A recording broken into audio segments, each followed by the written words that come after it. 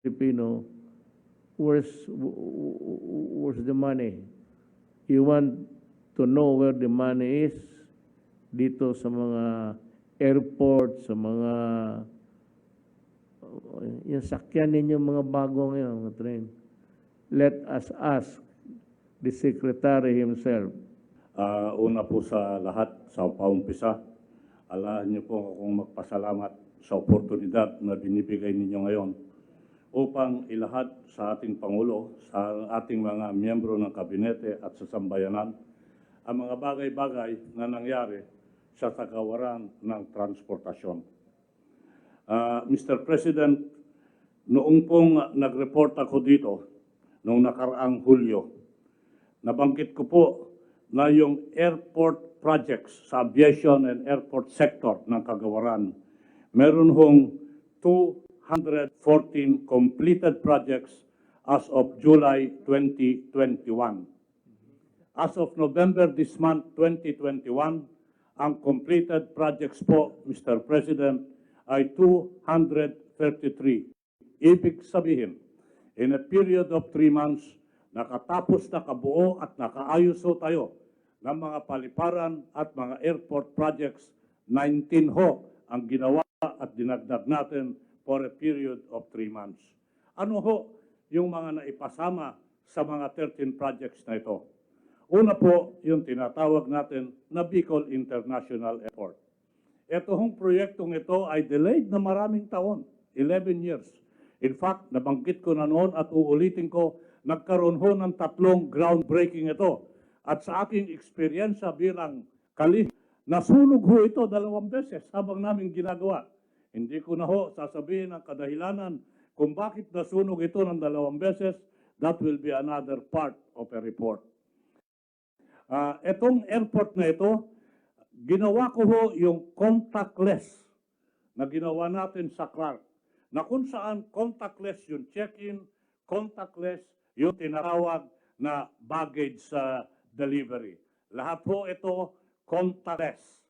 Ngayon ho, nung nag-report ako nung Hulyo, sinabi ko ho na tatapusin ang Butuan Airport, tatapusin ang Siquijor Airport, tatapusin ang Catarman Airport. Mr. President, Mayor, sir, I'm happy to report to you that we have completed Butuan Airport, we have completed Catarman, and we have completed Siquijor. Ngayon ho, marahil pag sinabi kong ikumpleto, para lang maintindihan nyo yung ginawa natin dito sa Catarman. Tignan nyo ho yung itsura ng Catarman nung tayo'y nagumpisa at tignan nyo yung itsura ngayon na tayo'y magtatapos ng ano. Kung titignan mo yung Catarman Airport, parang isang malaking sari-sari store. Pero ngayon ho, yung Catarman Airport, kung titignan nyo sa video, talaga namang sasabihin mo mukhang airport na. Yan ho yung Catarman.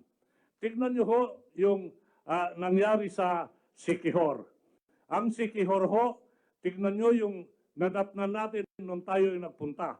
Kung natignan natin na yung Catarman ay isang sari-sari store, titignan mo ito palang malaking waiting shed. Kung titignan mo yung Siquijor Airport ngayon, talagang makikita mo yung pagbabago. Matutuwa tayo na iiwanan natin yung mga airport na to na matuta, nakaaya-aya magbiyahe ang mga tao. Sinabi ko rin ho, noon natatapusin ko yung Butuan Airport. Silipin ninyo sa ating video kung anong itsura ng Butuan Airport ngayon at tignan nyo yung itsura ng Butuan Airport ngayon. Makikita nyo yung pagkakaiba. Masasabi natin na talaga maski na ito yung maliliit na airport, community airports, isa hong airport na pwedeng ipagmalaki. Noon hong nag-report ako, sinabi ko ho, yung corporate building ng Mactan International Airport Authority ay tatapusin bago matapos yung taon. I'm happy, Mr. President, to report to you. Flash on the screen is the Mactan Cebu International Airport new MCIA corporate building and new runway. Punta ho tayo sa corporate building. Makikita nyo ito ho yung bagong edifice. Maluwag, kaaya-aya. Yung mga nagtatrabaho ho sa airport, masigasig at masigla. Pagkat ngayon, meron silang isang opisinang pwedeng ipagmalaki, isang opisina na nakakadagdag sa magandang landscape sa Cebu. Doon sa isang parte ng video, makikita niyo yung inaugurate namin yung second runway. Ito ho, una-unahan, Mr. President, Mayor, na magkakaroon ng second runway sa Cebu. Inaasahan po namin na magiging operational ito April 2022. Ito ho yung unang pagkakataon sa Cebu na kung saan magkakaroon ng dalawang parallel runway. Tingnan ho natin yung General Santos International Airport. May development ho tayong ginawa dito na inaugurate ho noong September. In-expand natin yung passenger terminal building, yung parking area, binago, in-expand yung apron, at tinapos yung drainage and storm drainage. Ang ibig sabihin, dahil sa mga improvement na ito, ang kapasidad ng General Santos ngayon, 2 million passenger per year. Compare this to the passenger capacity pre-pandemic, 1 million lang ho. Ang ibig sabihin, with this improvement, Mr. President, dinoble natin yung kapasidad. Silipin at tignan nyo yung itsura ng General Santos noon at yung itsura ngayon. Hindi ba pwede tayong magyabang at pagmalaki at sasabihin natin, binago natin ang General Santos Airport? Silipin ho natin yung Zamboanga Airport na hindi naman pahuhuli. Ma-inaugurate ho natin yung mga bahaging binago natin sa Zamboanga Airport. Nandyan po yung rehabilitation ng passenger terminal building, yung runway repair, grading and asphalt over taxiway, at nagkaroon din ho ng Malasakit Hall dyan. Meron din hong God All-Purpose Center. If you translate yung mga improvement na to, sasabihin ho at sinasabi namin, ready na ho yung Zamboanga Airport for international operation. In terms of passenger capacity, ito hong Zamboanga International Airport ay may kapasidad ng 300,000 passenger per year compared to the capacity of 180,000 per year pre-pandemic. Tapos na ho ba yung sa Zamboanga? Hindi ho. Meron pa ho kaming tatapusin at tatapusin namin bago matapos ang termino ng ating Pangulo. Tatapusin ko yung expansion ng terminal building para kapasidad ay mapalaki at mapaluwag, para yung runway ay mag-improve upang sa ganon matulungan yung paggamit ng ating airports dito sa Zamboanga Airport. At kung meron ho tayong Zamboanga, tingnan nyo ho yung Zamboanga Airport doon. Tingnan nyo ngayon, hindi ba nakakatuwa sa ating mga nasa administrasyon Duterte at sasabihin, ang galing naman ng pagbabago. Tama lang ho, binago natin ang Zamboanga International Airport. Ang Camiguin Airport, nakita nyo flash on the screen, napakaganda, maliit, ngunit maganda, kaaya-ayang airport. Ang kapasidad niyan ngayon ay 100,000 passengers per year compared to the capacity of 50,000 passengers per year. Binago ho natin yan, yung terminal building, yung CAAP administration, binago yung runway. Tignan nyo yung Camiguin Airport noon at tignan nyo yung Camiguin Airport ngayon. Hindi ho ba malaking diferensya? Hindi po ho ba pwedeng ipagmalaki at sabihin maganda na yung Camiguin Airport ngayon? Ngayon, nakita natin yung mga kaganapan na ginawa sa mga paliparan. Ang tanong, tapos na ho ba ito? Hindi ho. Meron pa ho tayong proyekto, Mr. President, 84 airport projects before the end of your term. Kasama ho dito yung Biliran Airport for November, Biliran Airport, yung Hilongos Airport sa Leyte, yung Cuyo Airport sa Palawan, yung Puerto Princesa International Airport na kung saan kinisyon natin yung control tower, yung Lingayen Airport in Pangasinan. Lahat ho ito, Mr. President, tatapusin ko ngayon Nobyembre. Ngayon, kung meron tayong proyekto sa Nobyembre, silipin at tignan nyo yung proyekto na gusto namin tapusin ng Disyembre. Nandiyan ho yung konstruksyon ng control tower ng Tacloban, yung rehabilitation ng passenger terminal building ng Busuanga Airport, yung Tuguegarao Airport na nakakaroon ng expansion of apron, grade correction, strip grade collection, at mga iba pa. At nandiyan din ho yung San Vicente Airport na kung saan yung 7-story control tower building ay amin tatapusin sa Disyembre. Kung meron ho tayo mga proyektong tinatapos sa 2021, meron din hong mga airport na tatapusin pa sa 2022 bago magtapos ang termino ng ating Pangulo. Ano yon? Andiyan ho yung Cotabato Airport, nandiyan yung Maasin Airport, nandiyan yung Bigan Airport at yung Catbalogan Airport. Ito ho ang kabuuan, Mr. President. Kung noon sinabi natin, meron tayong 214 airport projects, ngayon 233, idagdag mo dyan yung tatapusin natin na airport projects na 84 before the end of the term, your term, Mr. President. Hindi ho ba kaaya-aya at nakakatuwang tignan yung mga pagbabago na ginagawa natin sa paliparan? At habang pinapaganda ho natin yung paliparan, meron ho tayong ginagawa para sa COVID. Ano ho yun? Darating na ho yung Pasko. Dadami yung pagdating ng ating mga kababayan, OFW, seafarers, mga turista. Tataasan ko yung capacity ng passengers na darating. Kung pagbubuhol-buhulin ko lang ho yan, Mr. President, sa NAIA Terminal 1, 2, 3, and 4, sa Cebu at sa Clark, Mr. President, mabubulunan ho tayo. Kaya yung isang estratehiya, Mr. President, I will expand the primary gateways of international carriers.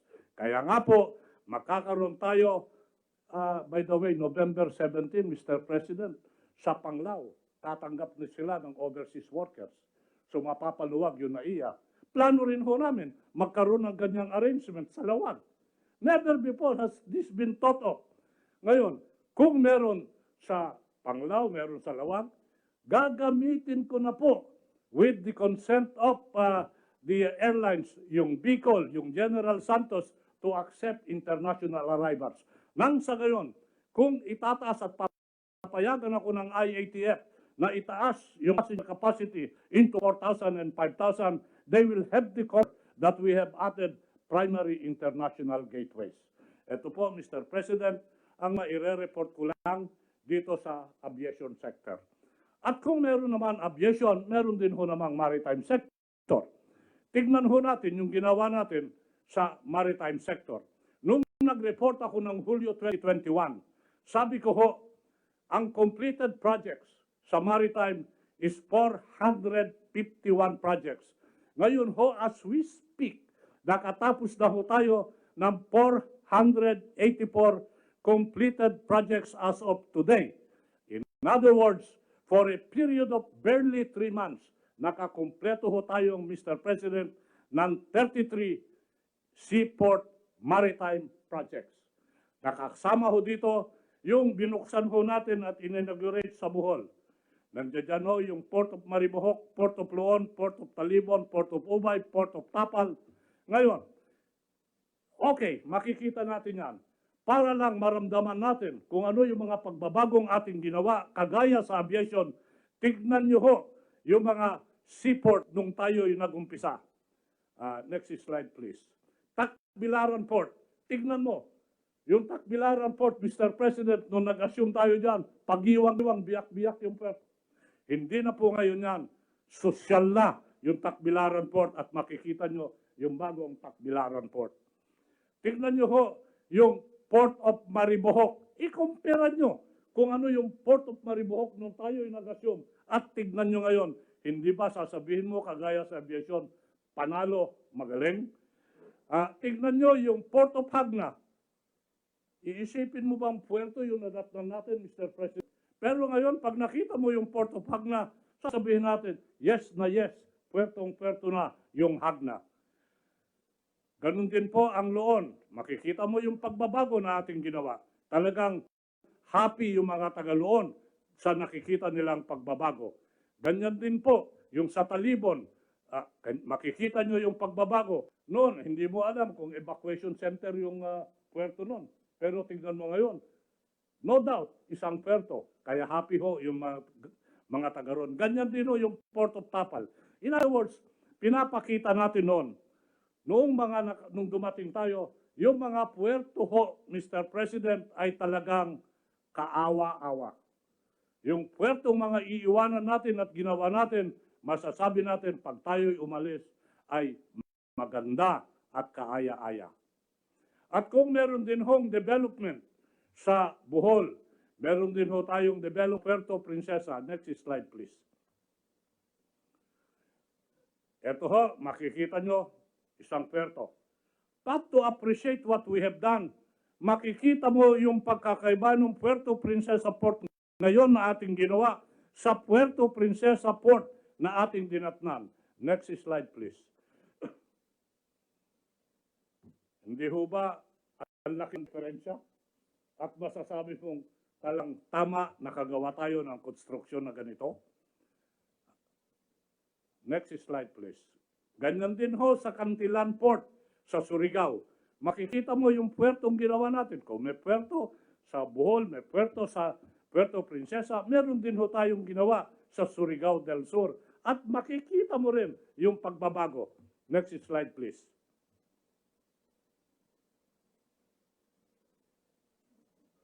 Naipit yata yung ating... May I have the next slide please?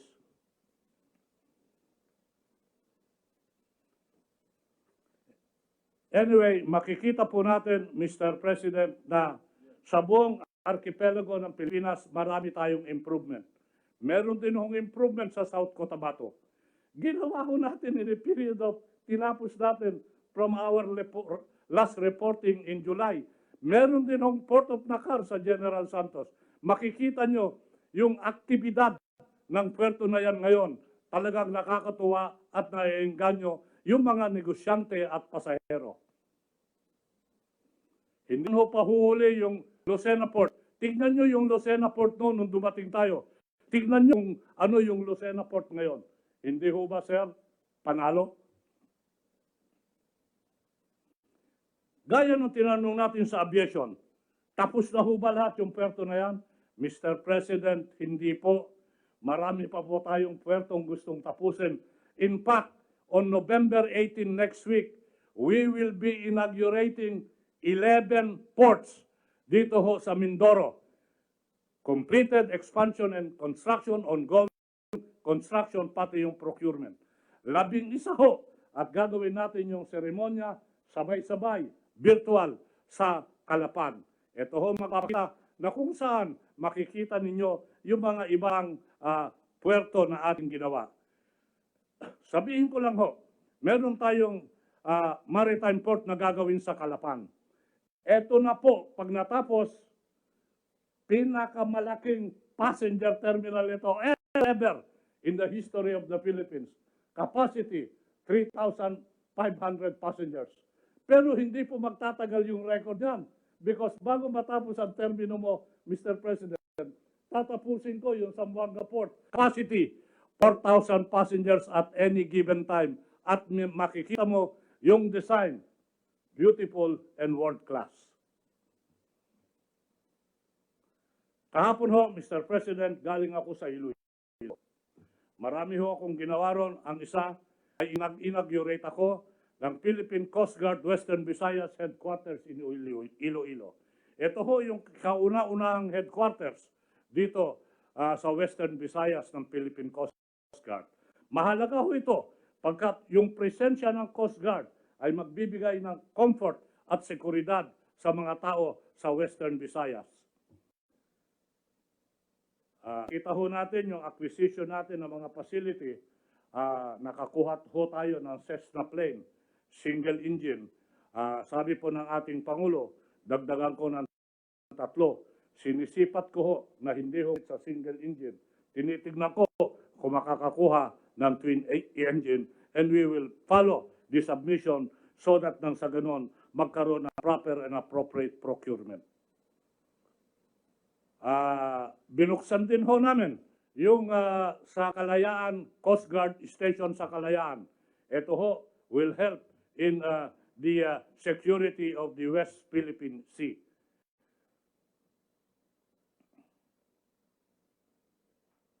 Meron ho tayong mga lighthouse na tinapos. sira-sira ho nung dumating tayo. Ngayon, magagamit na ho yan. Patag, Pag-asa, Panata, Likas at Parola. Ito ho yung Kalayaan Pag-asa Island Sheltered Port Project. This is phase 1. Para ho makumpleto, meron ng phase 2 yan. Tatapusin ho namin yan by July of 2020. Pipilitin kong mapaaga without sacrificing quality and reasonability of cost. Meron ho akong isang proyektong ginawa na kung saan nag-create ho ako ng Philippine Coast Guard Auxiliary Shore Patrol. Mga volunteers ho ito. Tayo ho ay archipelago, linalagyan ko ng mga volunteer auxiliary sa Coast Guard upang sa ganon makatulong sila sa tinatawag natin na safety, security, yung smuggling, yung guard, yung drugs, lahat ho yan, ginagawa natin. Nung huling induction ho, kasama ko ho ang ating mahal na Executive Secretary Bingbong Medallia, na kung saan nakita niya hindi lang yung kaganapan ng oath-taking at yung importante ng paggawa ng auxiliary shore patrol sa Bohol and Puerto Princesa. Gagawin ko ho ito sa buong archipelago. At kung meron tayo mga nangyari sa aviation at sa navigation, meron din ho mga development sa railways. Flash on the screen, makikita nyo yung mga improvements sa PNR Clark Phase 1. Hindi ho drawing ito, Mr. President. Andyan ho, yung completion almost 50%. Makikita at makikita na yung partial operations nito sa 2023. Matagal din ho nangarap, hindi lang yung mga taga Pampanga, Bulacan at Zambales, buong sambayanan, magkakatuto na ho yung tinatawag na Clark Phase 1. At kung meron patotoo sa Clark Phase 1, yung mga tren pala, Mr. President, parating na sa Disyembre. Sana ho, Mr. President, kung papayag yung schedule nyo, samahan nyo ko tanggapin yung mga tren, mga bagong tren ito na gagamitin dyan. Mapapakita na talagang tuloy-tuloy na ho yung PNR Clark Phase 1. At kung meron PNR Clark Phase 1, naumpisahan na din ho namin yung PNR Clark Phase 2. At makikita nyo yung Malolos, Bulacan, papuntang Clark. May activities dyan. Kung makikita nyo yung personal yan, Mr. President, you will see a whole city, almost a city, doing construction work para lang sa ganun. Matapos yung partial operations by the third quarter of 2023. Patutuo na ho yung PNR Clark. At kung yung PNR Clark, meron din yung development sa common station. Flash on the screen are the timetables we hope to achieve on the common station. Nung dumating ho tayo, madaming away-away dyan. Ang unang ginawa natin, pinagbati-bati natin yung mga nag-away-away. Ngayon nakakasundo-sundo na, patakbo at patapos na rin yung common station. Yung MRT3 na nagbigay ng sakit ng ulo at konsumisyon sa akin personal nung tayo'y nag-assume, Sir, wala na hong glitches sa MRT3. Tatapusin ko yung rehabilitation project, by December 2021, ahead of schedule. Ibig sabihin, world class niya. Linagay ko na ho yung dati nag-asikaso niyan, ito ho yung Sumitomo Group. Yung takbo will be 60 km compared to 25 to 28 km per hour. Ang train interval will be 4 minutes at mapapabilis yung biyahe. Ito ho yun, marami na rin kong gumagalaw at sabihin ko lang ho, yung Dalian train noon, na sakit ng ulo natin, 3 na yung nagagamit po dyan. At yung iba, papadala para matest upang integration sa railway system natin. Ang MRT7, ito ho yung papunta sa San Jose del Monte. Expect partial operability by a capacity from 300,000 to 850,000 passenger per year. Never before was this thought of. Madaming plinano, pero ngayon ho, nakakatotoo. Makikita nyo rin ho yung mga tren na gagamitin sa MRT7. In other words, hindi ho usap-usapan, hindi ho biro-biro yan, tuloy-tuloy yan. Napakagandang trend. Yung LRT extension na kung saan may nagsabi nun, pag hindi natuloy, magpapasagasa sa tren. Mr. President, kuwan na ho tayo, partial operation, targeted 2024, full operation 2027. At kung pupunta kayo Parañaque, Sukat, makikita nyo yung mga poste nakatayo na dyan, papatungan na lang ng girdel. Tinatapos po natin to at walang nangako at hindi ako nangako na papasagasa ako sa tren kasi alam kong matatapos. Eto, ayan yung mga LRB natin. Can you put the screen faster? Metro Manila Subway. East Valenzuela to Philippine Railway Institute trial run first quarter of 2026, full operation of 2027. Totoo ba yan? Totoo ho. Bakit? Kasi ho, nandiyan na ho yung boring machine, approve na yung kontrata, nandiyan yung loan, naumpisahan na. At magkakaroon ho tayo ng operations yan, non-passenger, by the first quarter of next year. Magkakatuo na ho ang Metro Manila Subway. Madaming nangarap, madaming nagplano, madaming nangako. Tayo ho nakagawa at naumpisahan. Magkakaroon na rin ho tayo ng partial operability, yung Bicol Express. Mag-uumpisa yan sa 4 na lugar sa Quezon, Lucena, Pagbilao, San Pablo, Candelaria. Ito ho, ina-expect kong maging operational yan by April. Bakit? Kasi ho, flat terrain yun, kaya hindi ako mahihirapan. Ngayon ho, yung sa Mindanao Railways, natapos na rin ho yung negotiation sa management contract consultant. Pirmahan na ho yan in coordination with the Chinese government. Nagawa ho yan noong October 20. May mga issue ho sa right of way, may mga issue sa alignment. Hopefully, we'll be able to address this para umusad na rin ho yung Mindanao Railway Phase 1, partial operation, Tagum, Davao, Digos. Ito ho, yung mga ibang projects natin na gagawin, MRT4, Subic Clark Airway, MRT2 West Extension. Lahat ho yan are ongoing. Hindi na ho, tuloy-tuloy na ho ito at matatapos ito. Sabihin ko lang ho at this point, Mr. President, nung nag-assume tayo sa ang railway population natin, 77 kilometers. Yun lang, MRT, Bicol lahat yan, 77 kilometers nung nag-assume tayo. Compare this during the Commonwealth time, 2,000 kilometers. Saan napunta yung 1,300? Walang nakakalam. Pero nung pumasok ko tayo, only 77 kilometers. Today, as we speak, meron na ho tayong 451. Bago matapos ang termino ninyo, habulin ko yung 1,090 kilometers. Ano ho ibig sabihin nun? Kombinasyon ito ng completed railways. Kombinasyon ito ng construction na mag-uumpisa na yung railways at ito ho yung contract awarded.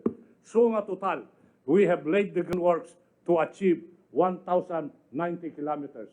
Ang unang objective ko ho nun yan, 1,200. Pero because of some problems, matatargeting ko na lang 1,090 kilometers. But then, Mr. President, 1,090 kilometers sa 77, siguro naman, performance na talaga yan. Yan po yung railways. At kung meron ho naman tayong railways, hindi rin ho pahuhuli, sandali na lang po ito, yung road transport infrastructure. Una ho, nagpapasalamat ako sa ating mahal na Pangulo sa pag-endorso sa 10 years validity ng driver's license. Totoo ho ito. Talagang ilo-launch namin ito sa December. Liwanagin ko lang ho, yung tinatawag natin na mandatory comprehensive driver's education program, wala pong bayad dyan. Libre po yan. You know? Yung sinasabi nila may sisingilin, wala ho. Ang sisingilin lang yung 550 yung sa ID and laminated. Ngayon, nagpapasalamat din po ako sa mahal nating Pangulo dun sa 1 billion fuel subsidy. Inaayos na ho lahat yan. Ilang araw nakaraan, natapos na yung MOA with Land Bank and LTFRB and DOTR. Yung listahan, pinafinalize na mga 136,000. Yung amount na ibibigay, final na. Bago magtapos ang Nobyembre, hangarin po namin na nagumpisa na at matapos bago magtapos ang taon na to ang distribution ng 1 billion fuel subsidy. Dito ho, ipapabalot natin yung libreng sakay. Sabihin ko na lang ho sa madalian, meron ho tayong programa na kung saan, kung ikaw ay apor, kung saan kung ikaw ay tinatawag na medical practitioner or frontliner, libre ang sakay mo. Ilan na nakinabang doon? Over 60 million libreng sakay ridership all over the country. In other words, pinapatronize ho ng mga tao yung libreng sakay. Meron ho ako mga programa, yung Entrepreneur, na kung saan tinutulungan yung driver, yung mga namamasada, tinutulungan in joint venture with the Department of Labor, with Bebot, Bello. Meron din ho akong Chuper Scholar na ginawa natin with TESDA. Ang nakinabang na ho sa Chuper Scholar, 18,000 beneficiaries. Talagang tulong ho sa mga driver ito. Ito ho, Mr. President, ang kaganapan na nangyayari sa kagawaran ng transportasyon. Promise ho, Mr. President, pandemic or no pandemic, tuloy-tuloy ang pagtatapos sa mga proyekto dito sa kagawaran, under the build, under the subsidy program. Lahat ho yan aming gagawin. Yun lang po, Mr. President, at maraming salamat po. Thank you, Art.